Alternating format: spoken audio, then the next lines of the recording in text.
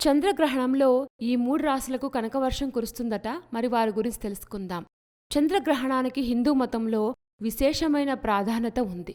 చంద్రగ్రహణం ప్రభావం కొన్ని రాశులపై అనుకూలంగా, కొన్ని రాశులపై ప్రతికూలంగా ఉంటుంది.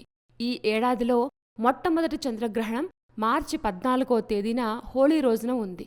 దాంతో ఈ 3 రాశులకు మహర్దశ పడుతుందట. మార్చి 14 నుంచి ఈ 3 రాశుల వ్యక్తులు కోటీశ్వర్లుగా మారబోతున్నారు. ఈ ఏడాది మొదటి చంద్రగ్రహణం మార్చి 14న సంభవిస్తుంది. సరిగ్గా అదే రోజు హోలీ పండగ కూడా ఉంది. ఈసారి చంద్రగ్రహణం కన్యారాశిలో సంభవిస్తుందని జ్యోతిషులు చెప్తున్నారు. అదే సమయంలో కేతువు కూడా ఇదే రాశిలో ఉంటారు. ఇదే రోజున సూర్యుడు మీనరాశిలోకి ప్రవేశించటం, చంద్రుడు మీనం నుంచి కన్యారాశిలోకి రావడం జరుగుతుంది. జ్యోతిష్యం ప్రకారం వివిధ రాశుల్లో జరిగే పరిణామాలు జాతకాలను మార్చేస్తాయి. చంద్రగ్రహణం ఏర్పడే సమయంలో శనిగ్రహం కుంభరాశిలో ఉండటం వల్ల అనేక మార్పులు కనిపిస్తాయి. అందుకే కొన్ని రాశులకు అమితమైన లాభాలొస్తాయి. ముఖ్యంగా మేషం, మిథునం, కర్కాటక రాశులకు విశేష ప్రయోజనం కలుగుతుంది.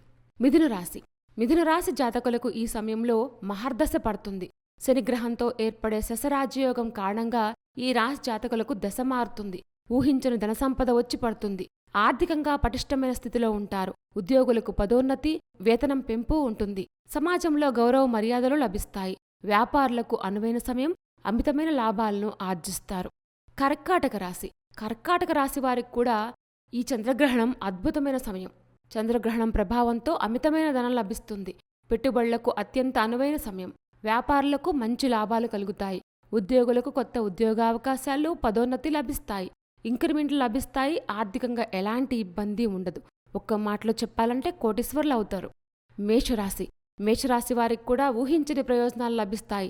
అమితమైన ఆర్థిక లాభాలు పొందుతారు. ఏదైనా కొత్త వ్యాపారం చేయాలంటే మంచి సమయం. ఉద్యోగులకు మంచి గుర్తింపు లభిస్తుంది. పదోన్నతితో పాటు జీతాలు పెరుగుతాయి.